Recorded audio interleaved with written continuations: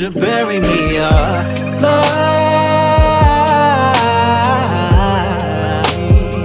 No longer feasting on my mind. No, slowly recovering my sense of wonder in order to get back from 6 feet under. Now I'm getting back from 6 feet under. Hello and welcome back to Out Loud, everyone. As you've been expecting, we are joined today by Mr. KISOS from New York City. And if you are not familiar with KISOS, then you haven't been listening to the show, and shame on you, because I've played him lots of times. KISOS, welcome to Out Loud. Hi, everybody. Thank you for having me, Kenny. I'm so excited we're connecting because it's been so long. It has been a while. And we were talking earlier about how, when we kind of first connected, it was at the beginning of COVID and everybody was like rushing online to figure out what do we do and how can we make things happen and, pick up things that were being left behind that people were it was so important to them, like through pride and different things like that. And then, of course, COVID started to ease off a bit, and then people went back to their lives. And then, so it has been a bit of a time. And you've had lots going on. And the whole reason that you're here with us today is to talk a bit about a new song, part of a new EP, and what feels a little bit like a new era for KISOS. So very much. Song's called 6 Feet Under, and it's off the new EP, Autophagia, out on August 4th. Yes. Hit me with it. Hit me with the EP. What's on it? How'd it come about? Why Autophagia? For those of you who don't know what Autophagia is, KISOS will explain it to you. I will. And tell me about the song. Yes. Okay. So, as you know, it's been a long few years. I started writing this EP back in like 2021 with Bloodshot. When we were kind of in the peak of, all the Q review stuff with Queerantine.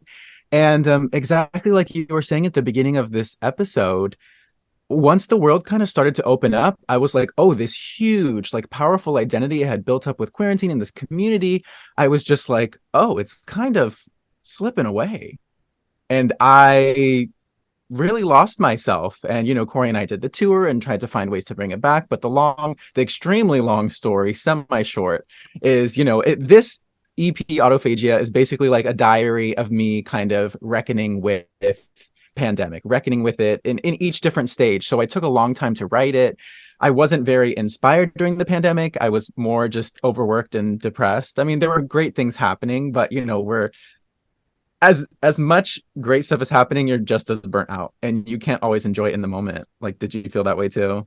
Completely. Because there was so much to do, and it's weird. It's very, very strange because it is insular, because we were online and we were doing so much stuff and we were meeting so many people, and people needed connection so much. They were finding us and gravitating towards us that it almost felt like there was a real strong responsibility there to do a lot of things. Yes. And then, as you said, the world started to open up a bit and it changed. And then you kind of had to think about, well, what do I do here? What is my place here? Who am I again? And was this just a fleeting kind of thing, or how do you carry it forward?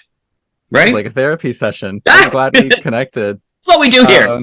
So I mean, basically all of those feelings, that was Autophagia. I wrote Bloodshot. That's kind of like the anxiety of the beginning of the pandemic and just like, whoa, what's going on? And all the BLM protests and all these things where it's just like, you want to be an activist, you want to help everyone. We're like launching our platforms in like bigger and stronger ways because there's more people watching, and you're inspired but you're overstimulated. And then on the EP it goes into Bite Your Tongue, which is my kind of more angry, like protest anthem about human rights violations and how we're all at home and we're all watching these terrible things happen, and there's so many people talking about it but not everyone is being genuine, and it's just like, this is terrible.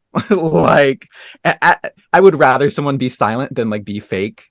So that was the anger that came with that. And then Transience is the song after that. We're just doing a quick walkthrough of the EP. Transience is the song after that, and that's where I thought that my like roommates I've lived with for like since I've been in New York, so almost 10 years now. I thought they were going to move away. I thought they were going to take my lovely dog, and not out of malice or anything, but I was just like, oh, right when I felt like, oh, I found my chosen family, we're going to be together forever. It's like, it's gone. And that was also kind of around the time that we were trying to do the Queerantine Tour. And I was just like, who am I? Where am I? What's going on? Everything I thought I knew, I don't know anymore. And then shortly after that, my dog passed away. And then my last grandparent passed away. And it was really tough. It was tough because in the midst of, all the just mental turmoil we're going through, now you have these extra personal losses. And that's the next song on the EP. It's called The Hole You Left. I did a little post about it today. Because it's the anniversary of my dog passing. And yeah, that's just kind of that like pure loss feeling. And there's only one more song on the EP after that, technically an interlude in that, but those first kind of like 4 core songs are kind of the person I've been for a long time. They're the person I've been kind of as I started making music in 2016. And, just this kind of lost person, this anxious person, this angry person, this sad person going through breakups and just trying to find their footing. And at the end of 2022, after Corey and I finished our tour, I was like, I need to stop everything. I need to slow down. I need to heal. I need to figure out my life. And that's kind of how the last song came to be, which is 6 Feet Under. And it's funny, I started writing it when I was depressed, but I think I was having these glimpses of like a bright future where I'm like, okay, I see the hope out there. I know there's hope out there. I just can't feel it.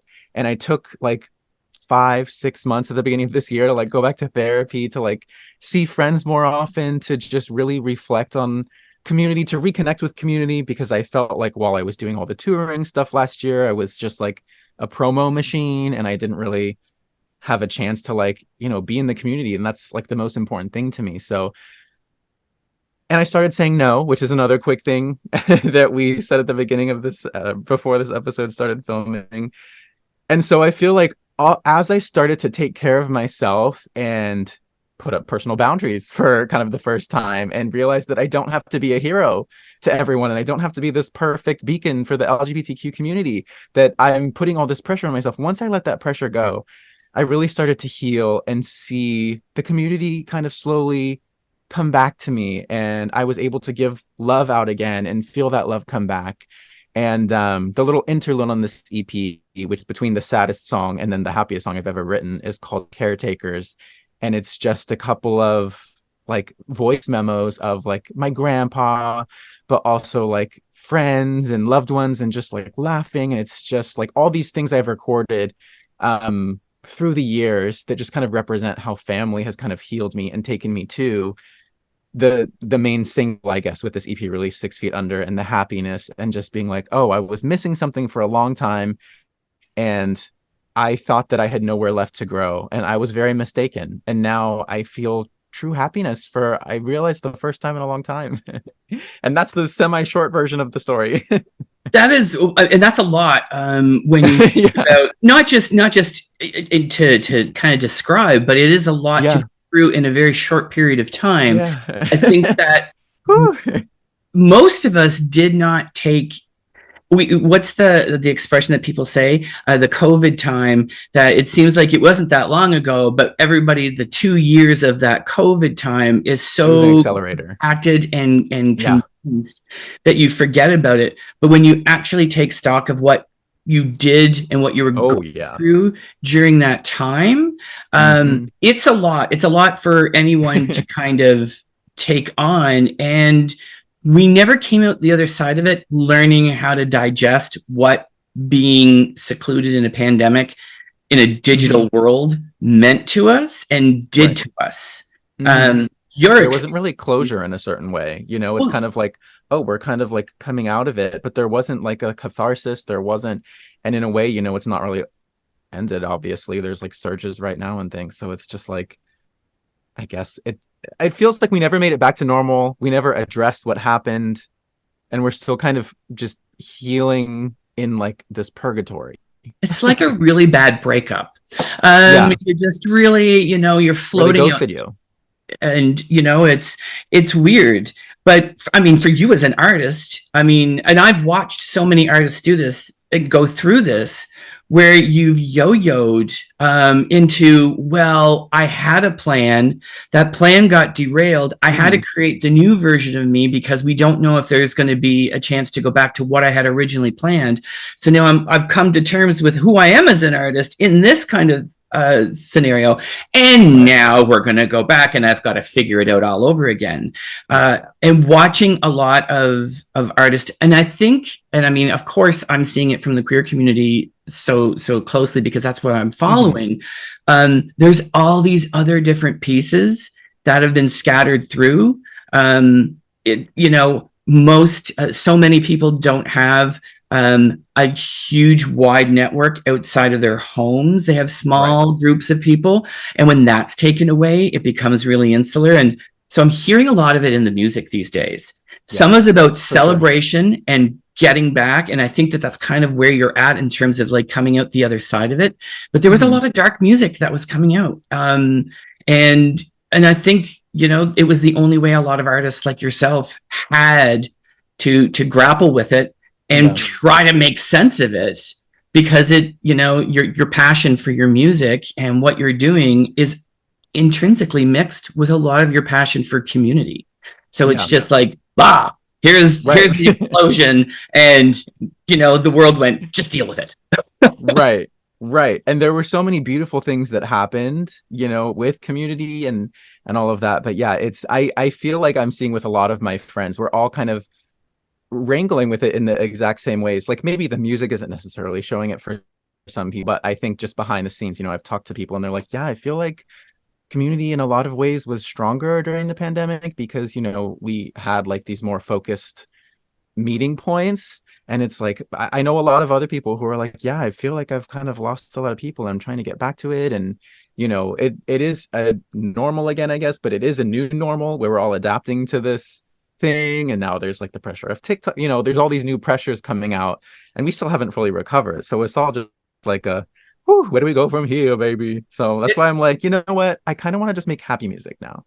And it's like a whole cluster, right? It really is. And the music in itself as a reflection, but I mean, I'm seeing it in so many other different ways. And I'm seeing community now, because we're forced to, and this is the strange thing, I guess, for me, is that when I started, it wasn't in my immediate surroundings. It was online in the world, talking to people in New York, so many, you know, miles away from me, or in other countries like Panama, Peru, like different places.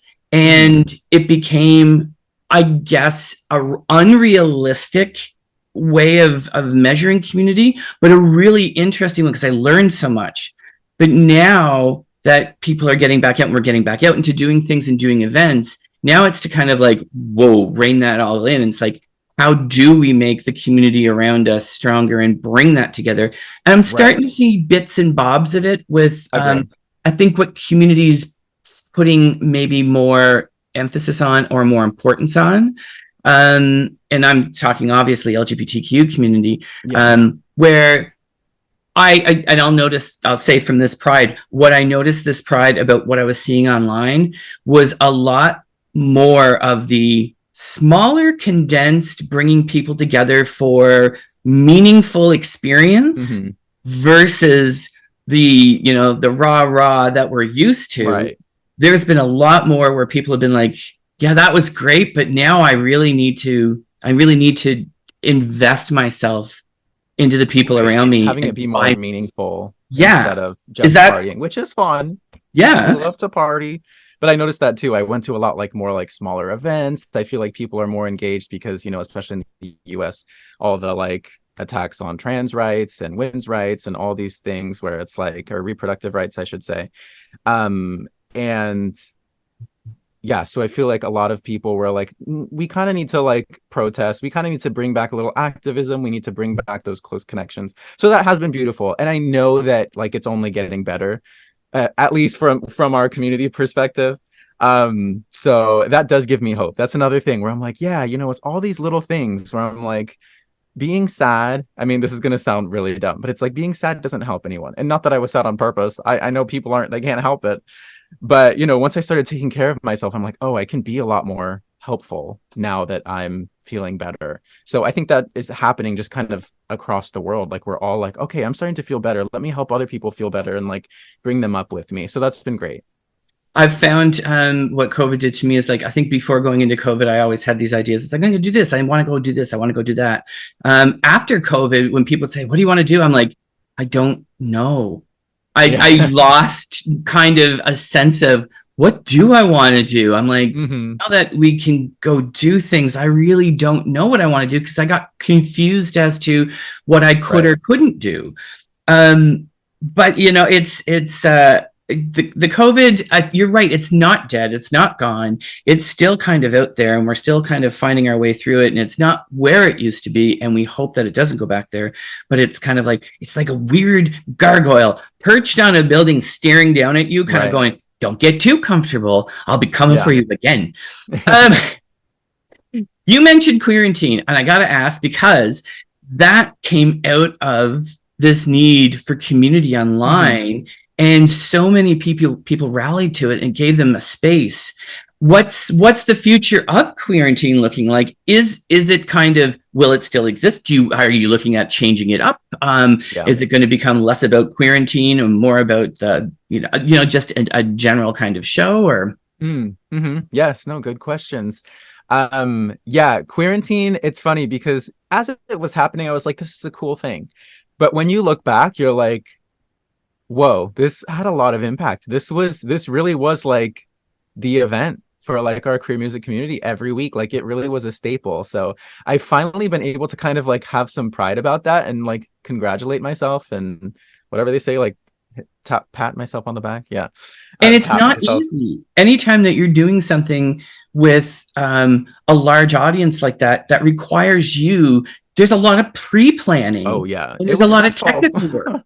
Like there's a lot that goes into that.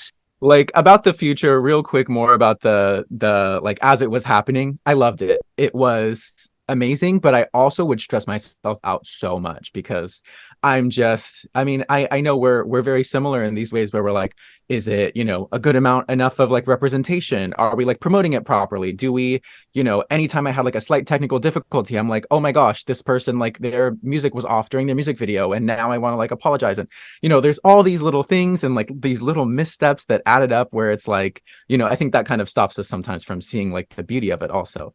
But it was like, okay, it was a beautiful thing. I loved it. It was amazing. Doing Queerantine, and that's why Corey and I wanted to like bring it on tour and take it out across the world. And I just realized as we were doing that, because that was also the thing. It's like, oh, the digital audience is starting to fade away, which was also sad and stressful because I was like, oh, this is such a strong thing. But even I get it though. People want to. After a couple years of being cooped inside, they're like, I want to go out. Like, I'm sorry, I love you, I'll support you, but I would like to see the sun a little bit right now on a Sunday. So that's when Corey was like, we should take this on tour. And I was like, yeah, let's do it. And put the shows together. And again, that was another thing where it was like, oh, this is so amazing. But also it was so stressful.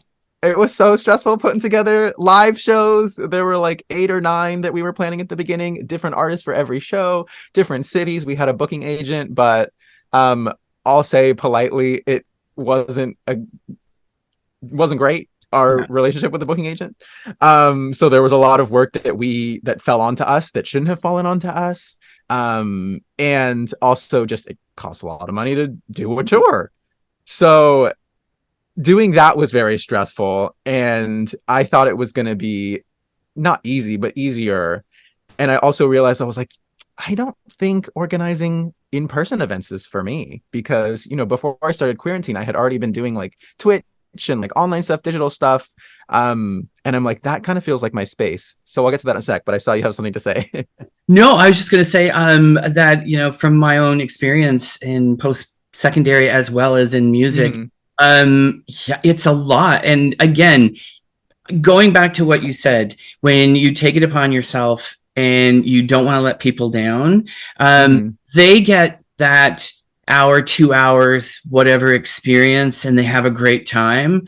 The 3 months leading up to it that they don't have to be, and it's just the way that these things are.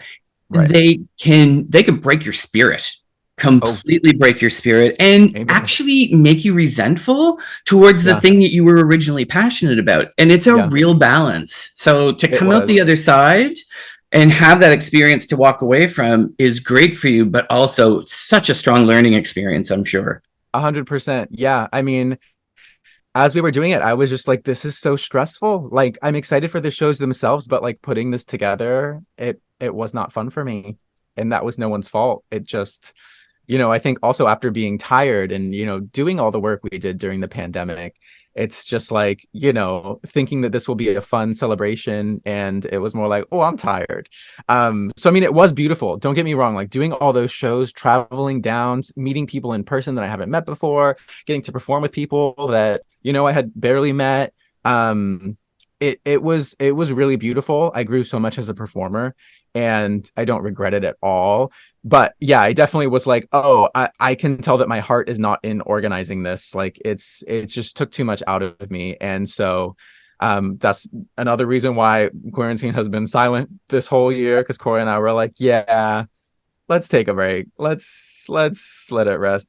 And I was like, you know what? I think if I bring Queerantine back, because I keep thinking about it, it's still, such a special thing. And I've actually been slowly reaching out to people like potential upcoming hosts and also like doing like some rebranding stuff. When it comes back, it is a when, not an if. When it comes back in the future, I'm still figuring out exactly how, but I think I'm going to do it more like a TV show type of thing where it's more like a 20-minute, 30-minute episode, like a weekly thing. And maybe we'll just like have a live premiere on YouTube where people can like come chat and react to it. Cause I do feel like that live connection was what made Queerantine so special, because we could all like enjoy the music videos and comment in real time and see the artists react to our love for them in real time. So yeah, I think we'll do kind of like a 20-minute, 30-minute episode, do a little, quick chat with the host and just watch like 3 or 4 music videos. And I'll probably like bulk record it and do, like 8-episode seasons and then just drop it out once a week or something. So something cute and something I want to feel out. If anyone is listening and has ideas or feedback, feel free to let me know. I would love to know. But yeah, I there needs to be something. There just needs to be something. There's so much beautiful music, and I just, it's like sharing a playlist is great, but it's not enough for me. And you obviously do a lot more than that too with your shows. So it's like, yeah, we just want to like actually connect with the stories and share the stories of these artists more too.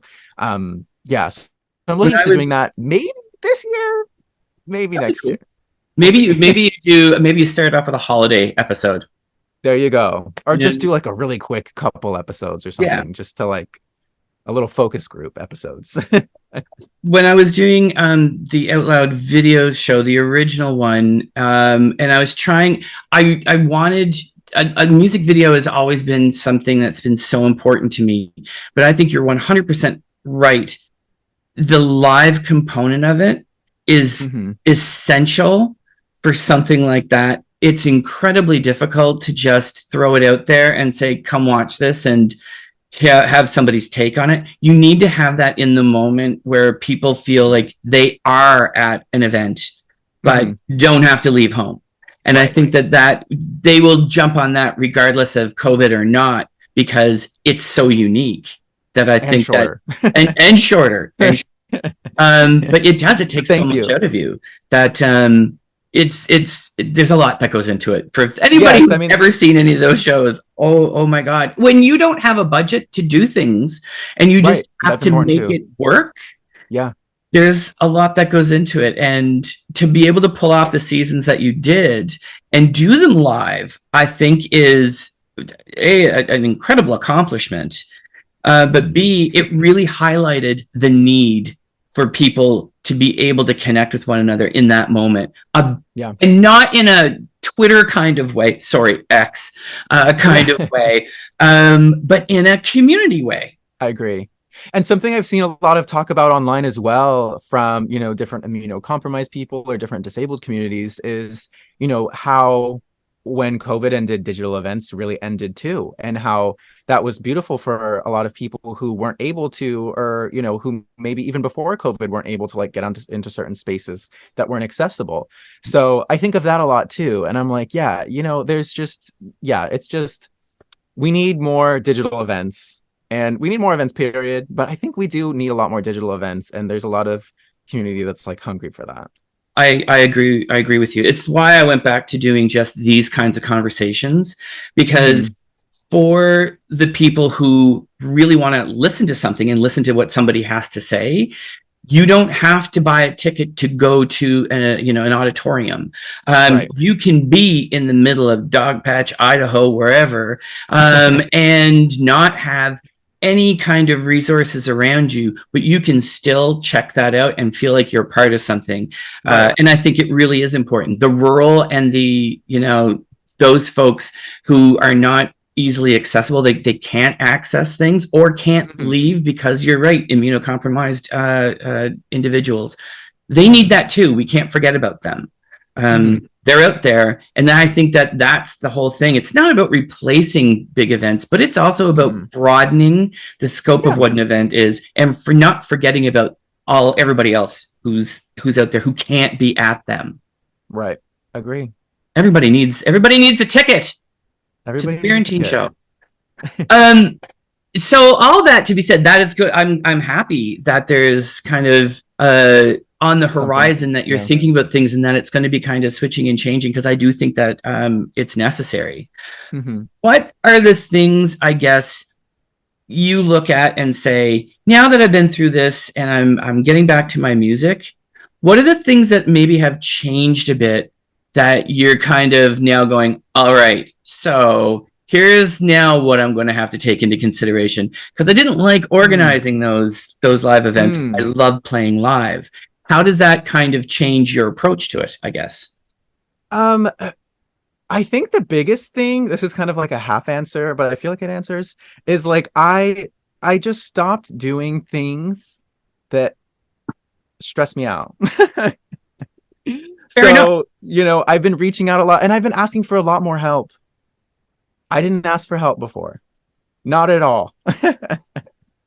And so I think that you were in a position like some of us where it in a weird, strange way, you became a de facto leader when you were trying to just get some things on the go. Yeah, just have some fun. People started to look at you in a certain way and also put that on you.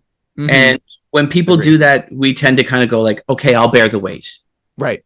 Like, no one has to see me not cry, but you know what I mean? Like, they're not going to see me struggle. Like, I'm going to be this strong beacon. So I think actually, as I kind of answer that question and we talk a little more, I think asking for help has been the biggest thing for me, because one thing that helped me refine confidence in my music is, so at the beginning of 2022, I like did some music production courses for the first time, because before that I was like all self-taught. And I was like, but I wasn't very confident in my skills. I was like, I'm competent, but I'm not confident. So I took those courses and I felt a lot better. But with like doing all the tour stuff, I just felt like I didn't have enough time to really like work on those skills as much. And then at the beginning of this year, as I was finishing music up, I reached out to one of my old instructors, and I was like, hey, do you ever do like coaching kind of sessions? And we had sessions. He was like, oh my God, you've like really gotten good at this. Like this is fantastic. And it's just, that was one of the first healing things for me too, where I'm like, wow, I thought I was very average. And this professional is saying that my stuff is very professional, and I'm feeling more confident and I'm having more fun doing it on my own. And, I said to friends like, oh, I'm really like coming out of this funk, and I really want to like just get out there more. And that's when one of our queer icons, Nick White, who lives in LA, was like, hey, I'm doing a show in like a month or two. Do you want to come be on it? Like, there's room. And I was like, oh. At first I was like, it's too far. It's expensive. Even though this year I was like, this year I'm going to like really just push myself to go after what I want. Because I had, like you said, I had become a resentful person. I had become a very jealous person. And that has never been me. And I realized it was because I wasn't taking care of myself so then I see all these other people getting things that they want, and I'm like, well, why aren't I getting it? And it's because, well, you're taking care of everyone else instead of yourself. Like, you got to take care of yourself anyway. But then Nick White invited me to come out and do a show, and before I went there, another friend invited me to do a show, and when friends found out that I was going to LA, they invited me to do a show. So just kind of like putting this energy out there in the air and asking for help, and just believing that in my own hippie way, like the universe would support me. Which, whenever I say that, feels like a very privileged thing, because I mean, coming from a low income person, like, I know that that's not always true. So, you can't just be like, money will appear, and it will. But if only. kind of from an esoteric perspective, just kind of believing that at least things will push me towards money or push me towards whatever, and just really letting myself feel that. It's funny because, like, growing up around like religious communities, you hear like the saying, let go and let God, and you're always like, that's so cheesy. Well, me personally. And then I was like, actually, there's a lot of truth in that, like, just in like letting go and just trusting everything will work out, like just saying it in a different way. So yeah, I feel like just letting people. And actually, my release show, August 12th in NYC, I ran into a friend at a queer performance. I was at TYB's performance. He was in NYC, and it was part of this queer NYC festival. Yeah, TYB and NYC, and it was part of this queer music festival called Queerchella, and they were doing a big thing for June. And then I ran into a music friend there who was like, hey, do you want to do this show in August? And we also had like a tarot reading. It was really cool and beautiful. But yeah, it's just as I've started asking for help, I'm just like, oh, the community is there. There's so many people out there who are supporting me, who believe in me, who, even if my music isn't the most polished, even though I'm getting a lot better and I'm very proud of myself, there's people who are like, they want to connect with the story. They want to connect with the way I do what I do. So I've really just I'm honing back in on all of myself first before, doing more events and things, which is why those haven't happened yet. But yeah, that's been the beautiful thing of just like, okay, I need to just reconnect with myself. I need to really ask myself what I want to do.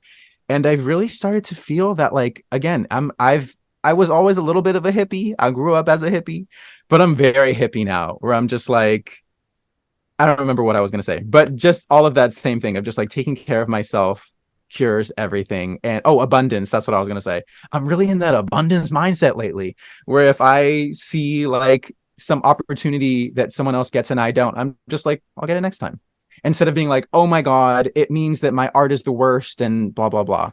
So there is a lot to be said about understanding the way that the world bends and curves. You can be doing the best you possibly can be doing with what you have at your disposal, whether that's time and energy or just passion, and whether it's funds, whatever. You could be doing the best that you possibly can and feel like you're giving your all, and then you see things happening in places where you're kind of like, but why am I not breaking through? Why am I not?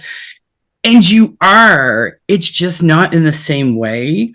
Right. Somebody once asked me, they said, why, like, how do you know if anybody listens to the radio show or listens to this or listen to that? And I'm like, does it really matter? Because I know that somewhere there is somebody that's hearing it. Right. I got an email from a lady. This was I tell people this story all the time because it does ground me, and it brings me back to understanding why I like to do what I do.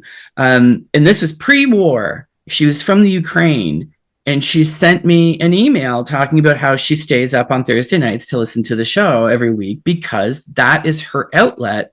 That because she was in the Ukraine, because she didn't have things right around her, and because she knew of it and she loved music and she wanted to hear what was new and what was kind of out there and discover through other things, she sent me an email. Now, I hope that she's still good. I hope that she's fine and she is, but I was like, that is, you would, sometimes we look for this big monumental sign. Sometimes it comes in these little small packages in small ways that you have to hold on to and kind of go like, yeah, that's the gold right there. That's the reason. That's the nugget. And that's what I always kind of go back to is that email. And, those little moments when I see, I'll play something And I have chosen it because, again, as we've mentioned before, I am trying to make sure that there's good representation for everything and that there's different genres and different places around the world and stuff like that. And, you know, and I've only got so much time. But then you see an artist listen to their music being heard for the very first time on radio, and it's just my show. That's fine. You know, but they're so excited because suddenly they've felt seen and heard, and that somebody took a chance on them. Yeah. And it bolsters them with energy and life. And I'm like, again, those are the things that we have to hold on to.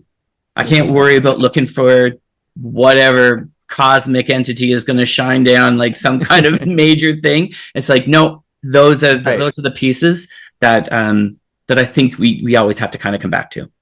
I very much think that, like, obviously everyone wants to be able to live off their stuff, but I do think to a certain degree, like, going viral is overrated. And people who hear that would probably be like, that's just because you ain't going viral and you're just trying to make yourself feel better. First of all, I do go viral, but it's always for the wrong things. So get your story straight. But it's one of those things where, yeah, it's like those small stories of connection are gonna be more powerful. You know, I hear stories all the time of artists who are like, yeah, I mean, it's great, you know, making more money and stuff and all these things. Like, who doesn't want to hear like a crowd sing their lyrics back to them? But at the same time, like, you know, it's stressful trying to like figure out all these new relationships, these parasocial relationships, and like how to be friendly with fans but not like overstep boundaries and all these things. And I'm like, you know what, every level has its struggles, so we really just have to focus on being happy with the here and now, and everything else will develop organically. And one thing that also changed my mindset a lot back when, honestly, a few months ago, when I was sad, and I was still getting out of the funk, was realizing, because I just put all this pressure on myself. You know, I'm like getting older. I'm like, okay, I'm over 30 now. And I'm like, what are the chances of my music getting popular? And I really need to push it harder. And I need to do this and I need to do that.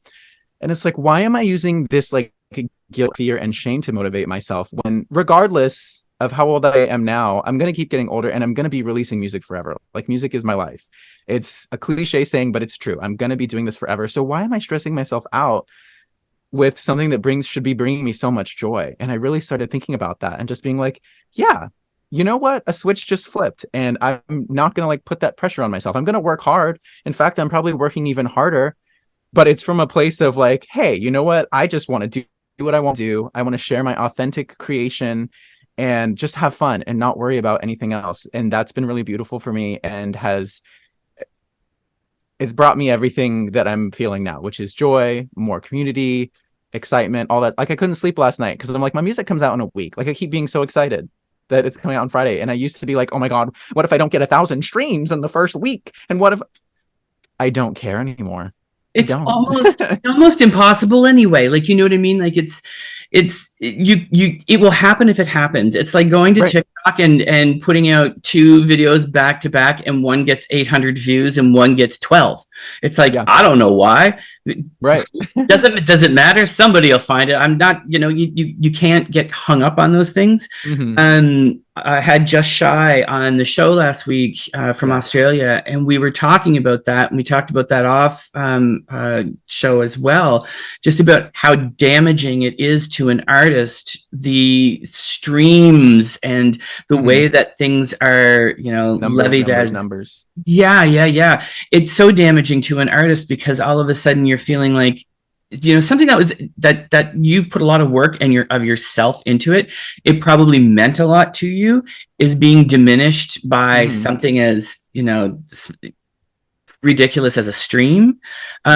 Whereas I mean, if I look at you from where I saw you when I first met you to now, and all the ebbs and flows, the ups, the hills, the valleys, the peaks, there's so much, because when you listen to 6 Feet Under, you hear a different sound. Yeah. And you hear a different KISOS. It is still you making music, but it's with all of that experience. So that can't be marginalized into a number stream. There's you can't.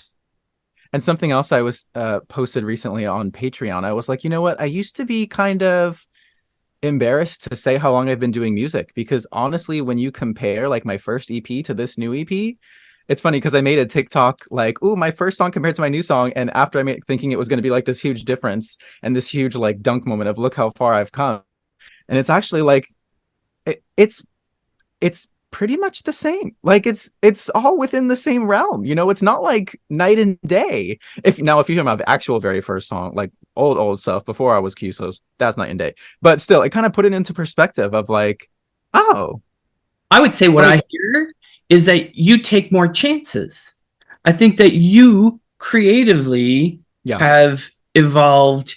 I think the music may be, it may be the same or similar in terms of like, maybe the production and different things like that. But I think what you're doing is as you've evolved, you've taken more chances and you've taken more there's more unique moments, I think, within your music as it has gone, because as you've had an experience, you felt you've been able to apply it, I think, to your music. Yeah. And I think you can hear that.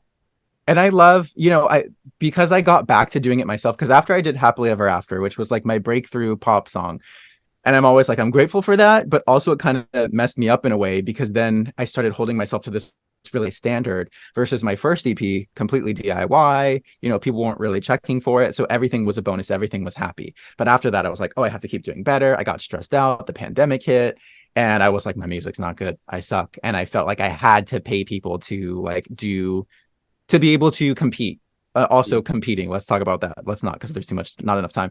But you know what I mean? Like I had all these things in my head. And now I'm like, you know what? I'm proud that it has taken me 7 years, like that I've been in this for 7 years. I'm proud of every single struggle I've gone through.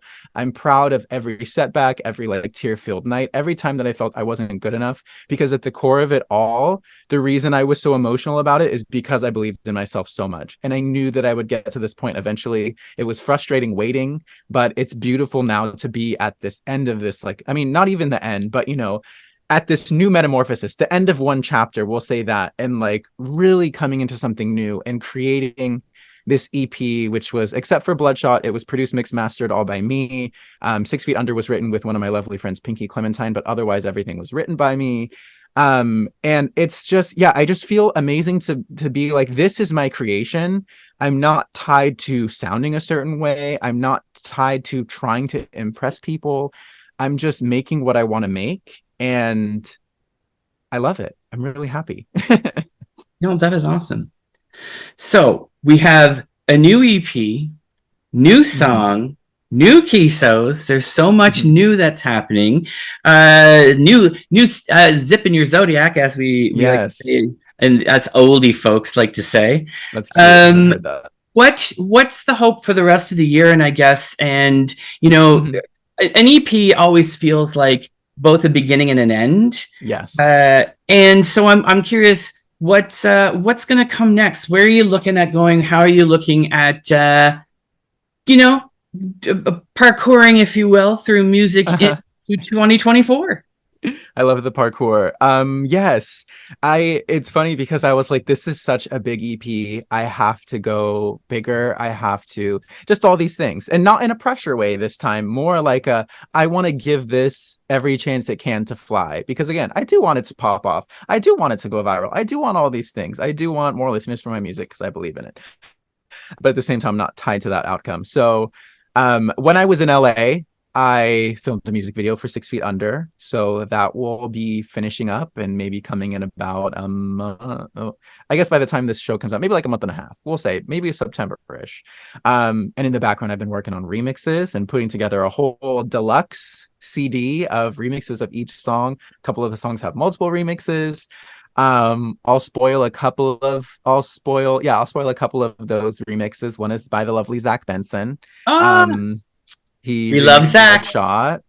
And it's funny because I was like, oh, because his music has been a little more like kind of like rocky lately, like bedroom rock versus like the synth pop that I feel like a lot of us met him as. So I was like, oh, I kind of want to do like a rocky remix for this. And like 2 days later, he was like, I got really excited and started working on this. It doesn't sound at all like what you wanted. Like, it's not rocky at all. It's the opposite. It's like house inspired. Are you okay with it? And I listened to it and I'm like, this is amazing. This is so beautiful. So yeah, I have a bunch of remixes coming. I'm deciding on, what I want to do, because I'm like, I kind of want to release those remixes this year, but I have so many that I kind of want to be singles, that I'm like, maybe I'll do it next year or like split it up. I'm still figuring it out too. I feel like the world is my oyster. I'm kind of just like gonna let I have to feel like I have to keep apologizing for all the cheesy things I'm saying, because I just feel like a big cheese ball lately. But I'm just like, nothing wrong with a little bit of fromage, my friend. Thank you, Kenny. Nothing wrong with that. Merci, Kenny. Because I'm just like, I kind of want to just, like, let the love flow. Like, whatever takes off, I'll let it take off. If things don't take off, then I'll be like, okay, we'll give them the next remix and feel it out from there and not worry too much about rules. But I'm excited because I have so much things coming and I want to do more live shows. I am actually a potential one-off Queerantine in person. We'll see if I can make it happen because mom was busy, but I am still trying to do like maybe one-off shows here and there. A tour is too much. So we'll see. That might happen in October. So everyone just make a mental note just in case. And yeah, I want to do more live performances again, because I feel like I love that part. And also, well, I feel like I'm talking too much, and that's fine. But I'm also like, there's just too many good things happening. Like, it's really that cheesy stuff. Like, a friend is, if you've seen my cover art of my EP, a friend is like making a physical version of like the mask that's on my face. So I'm like, I want to do more live shows so I can really like have this feel like, when major artists go on tour and they're like, it really feels like a period, like an era for this release. And I'm like, I have all these remixes, have the music video, I have obviously the regular songs, I have like now custom like made clothing for this type of thing. I'm like ready to like let it roll out. And I do have more music for like after all of this is done too. What's so funny about this is that usually I'll ask that question to individuals at artists, and they'll be like, well, I'm thinking about maybe a couple more and then see where things take me. And you're like, no, I've got all of this and I want to all this. And I'm like, part of the reason for that. Thank you. Part of the reason for that is because for so long I've been this artist where I keep having these plans and I keep stopping myself. Where, even with Happily Ever After, that was supposed to be the start of a big thing. And it was like the only song I released in 2019. I released it in February and didn't release another song until like December 2019. And then with Bloodshot, that was going to be the start of a new thing. I released Bloodshot in 2021 and I didn't, September 2021. And I didn't release my next song until October 2022. So I keep having these things where I'm like, oh, I'm getting started. And then I keep stopping myself. And this time I'm like, no, we're doing it. We have all these songs ready. We got these remixes, we got music video. I also have a secret like little documentary thing I'm working on because my roommate's a cinematographer, and it's kind of like a slice of life, kind of like a portrait of a queer artist, and just not trying to make me sound fancy at all, more just like this is what it's like to be like a queer artist in New York City. So there's all these cool projects.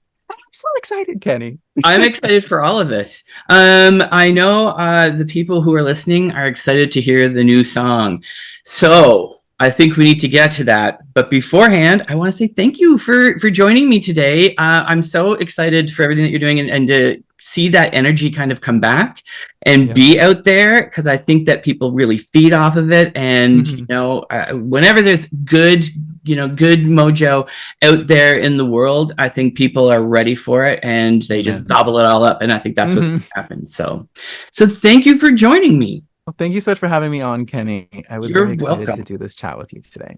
I am now going to put you in the hot seat. I've got one question for you and one task. Question: celebrity crush. Oh my gosh. Oh, it's funny. So some of you may know I am bi or pan. I kind of use them interchangeably.